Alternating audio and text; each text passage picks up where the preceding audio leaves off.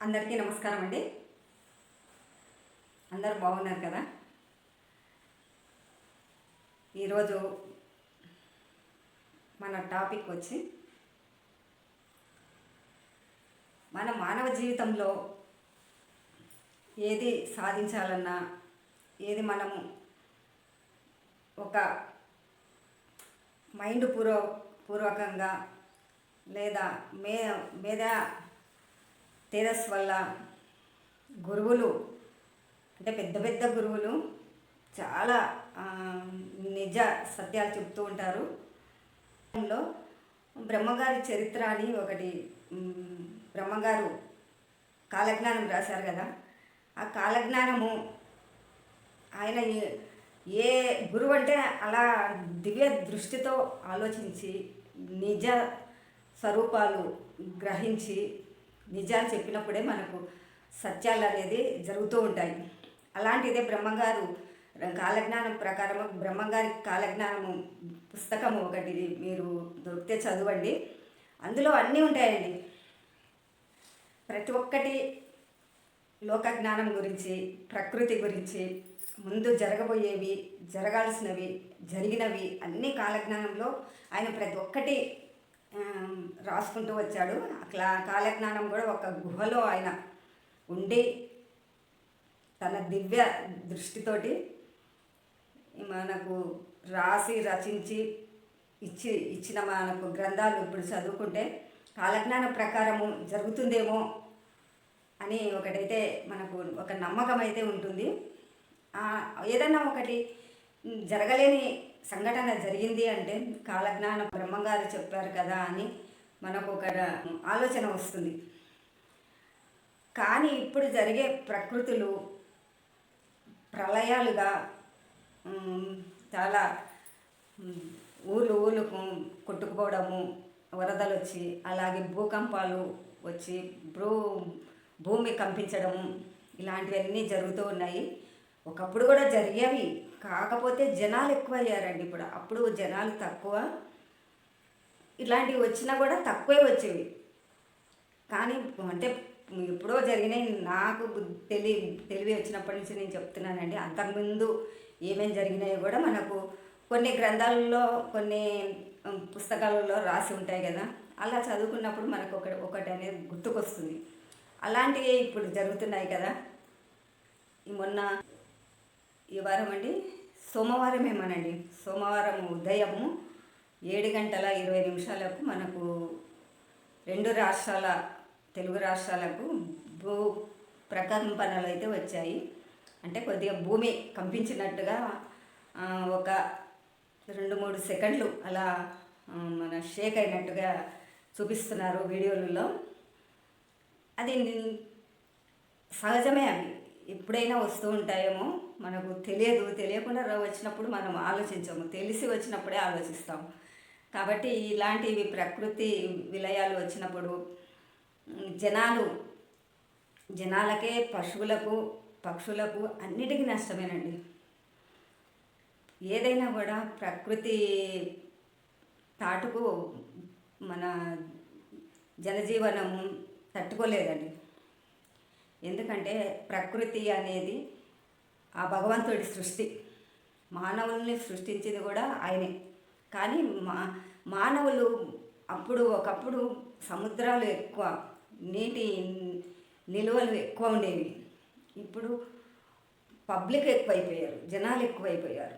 ఈ జనాల వల్ల ఎక్కడెక్కడ భూములు, ఎక్కడెక్కడ పొలాలు అన్నీ చాలా మటుకైతే ప్లాట్లుగా, ఇండ్లుగా, అన్నీ నిర్మాణాలుగా, ఫ్యాక్టరీలుగా, ఇంకా రకరకాలవన్నీ కంపెనీలుగా, కొత్త కంపెనీలుగా వస్తున్నాయి. భూమి అనేది ఇలా మనకు విస్తరణ ఎక్కువైపోతుంది. మన కట్టడాల వల్ల కూడా భూమి కంపించవచ్చేమో అని నేను అనుకుంటున్నాను. ఎందుకంటే బోర్లు వేస్తారండి. ఇంటింటికి ఒక 50 గజాలు ప్లాట్ ఉన్నా బోర్ వేస్తున్నారు, 30 గజాల ప్లాట్ ఉన్నా బోర్ వేస్తున్నారు. పెద్ద అపార్ట్మెంట్లకు కూడా బోరు తప్పదు. మనుషులు ఎక్కువైనప్పుడు నీటి విలువలు కూడా ఎక్కువనే ఉండాలి కదా. అలాగే బోర్లు వేస్తూ ఉండడం వల్ల భూమి అనేది భూమి ఎంత సముద్రం ఉన్నా సముద్రంలో నీళ్ళు ఆగుతాయి, కానీ ఇలాంటి గుంటలు అనేది సముద్రంలో ఉండవు కదా. వస్తే సుడిగుండాలు వస్తాయి, తుఫాన్లు వస్తాయి. కాకపోతే భూమిని చీల్చుకొని ఈ బోర్లు అనేది బోర్వెల్ వేస్తుంటారు కదా, ఎంతెంతో వాటర్ పడకపోతే 1000 గజాలు 2000 గజాలు కూడా వేస్తుంటారు.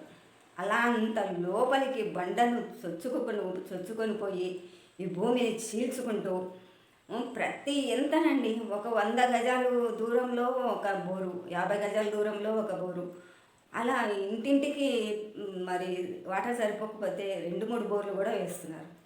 ఇలా భూమిని ఇలా రంధ్రాలు చేసుకుంటూ పోతే ఇంకా భూకంపనాలు ఎందుకు రావండి? ఇక్కడంటే వస్తున్నాయి సహజమే, మరి అడవులలో కూడా భూకంపనాలు వస్తున్నాయి. అది మానవులకు ఎంత చెప్పినా అర్థం కాని స్థితిలో గురువులు ఆ దైవము ఉన్నాడేమో అని నేను అనుకుంటున్నాను.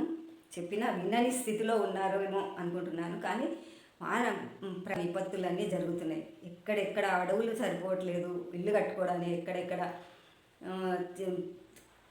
పనికి రాని ప్లేసులు కూడా బిల్డింగులు అపార్ట్మెంట్లు ఇలా నిర్మిస్తున్నప్పుడు భూకంపనలు రాకపోతే ఇంకా ఎలా ఉంటుంది? అది తప్పనిసరిగా మనము ఇవన్నీ భరించాల్సిందే. ఆ దేవుడు ఎప్పుడు ఏ రకంగా మానవ జీవుల్ని అంతరిస్తాడో ఆ రకంగానే అంతరిస్తాడు. మనము ఏమి నిమిత్త మాత్రమే. కాబట్టి ఇవన్నీ ఆగాలి అంటే ఆగే పరిస్థితి లేదు. ఎందుకంటే ఆ పరిస్థితి ఉన్నప్పుడు మానవులు ఆశ అనేది ఉండదు.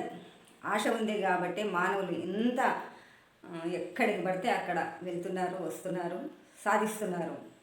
సైన్స్ ప్రకారము మన గురువుల మైండ్ ప్రకారం కూడా కొన్ని జరుగుతాయి, కొన్ని జరగకపోవచ్చు. కానీ ఉన్నారు వాళ్ళకంతా కూడా దివ్య దృష్టి ఉండి ఈ విపత్తులు ఇక్కడ వస్తున్నాయి, మీరు జాగ్రత్త ఉండండి అని ఒక ఇన్ఫర్మేషన్ ఇచ్చేస్తున్నాను. ఈ సమస్య ఇంతటితో తీరేది కాదండి. ఈ మానవుల జీవితమే అంత. ఆ మానవులు ఆ దేవుడు మనకు ఎన్ని శిక్షలు వేయాలనో, ఎన్ని ఆనందాలు కలిగించాలనో అవన్నీ ఆయన ఆట ఆడుకుంటూ ఉంటాడు. తన సృష్టించిన మానవులు కాబట్టి తనే ఆడుకొని ఆ తర్వాత వాళ్ళను ఏ రకంగా ఏ హింసలు పెట్టి ఏ సంతోషంగా పంపించాలో అలాగే పంపిస్తాడు. అంతా ఆ భగవంతుడి లీలలేంది ఏమీ లేదండి. ఆకాశం నుంచి ఒక వర్షం పడుతుందంటే ఎక్కడి నుంచి వస్తుందండి? ఆ భగవంతుడి సృష్టి కదా. భూమిలో నీళ్ళు ఉన్నాయి అంటే అది సృష్టి కదా. ఇవన్నీ లేకపోతే ఈ మానవులకి ఇవన్నీ అవసరం లేదు. ఇవన్నీ లేకపోతే మానవుడికి ఇవన్నీ అవసరం లేదు, పట్టించుకోడు కూడా. ఇవన్నీ ఉన్నాయి కాబట్టి మానవుడు అన్నిటిని పట్టించుకోవాల్సిన టైం వచ్చింది. కాబట్టి ఎక్కడ ఏం జరిగినా పబ్లిక్ అనేది, మనుషులు అనేది ధైర్యంగా ఎదుర్కొనే పరిస్థితి మనకు ఉన్నప్పుడే ఆ భగవంతుడు మనకు ధైర్యాన్ని ఇచ్చాడు అని మనం గ్రహించగలుగుతాం. ఎందుకంటే మొన్న ఈ 2 రాష్ట్రాల్లో భూకంపనలు జరిగాయి కదా, దాన్ని బట్టి నేను ఈరోజు వీడియో చేస్తున్నాను. లేదండి, మానవుడు ఎంత భయపడితే ప్రకృతి మనల్ని అంత భయపెడుతుందేమో అని ఒక సందేహం వస్తుంది. ఎందుకప్పుడు ప్రకృతి తన పని తను చేసుకుంటూ పోతుంది.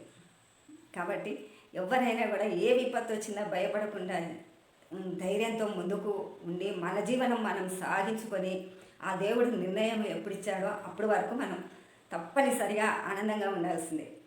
మన అందరితో మీతో ఈరోజు ఈ వీడియో చేస్తున్నందుకు నాకు కొంచెం మీకు చిన్న విషయాలు చెప్పాలి అనుకుంటాను. నేనేం పెద్ద మేధావిని కాదండి, పెద్ద గురువుని కాదు.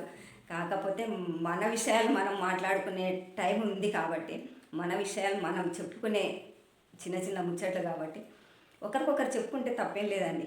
నీకు తెలిసినంత నాకు తెలియకపోవచ్చు, నాకు తెలిసినంత నీకు తెలియకపోవచ్చు, అలాంటివి ఉంటాయి. కాబట్టి ప్రతి ఒక్కరూ నేను చేసిన ప్రతి విషయాలు, ప్రతి వీడియోలు చివరి దాకా చూసి మీకు ఏదైనా ఇలా కామెంట్ చేయాలి అనుకున్నప్పుడు మనం కామెంట్ బాక్స్లో కలుసుకుందాము. నమస్తే, మీతో మీ విజయలక్ష్మి.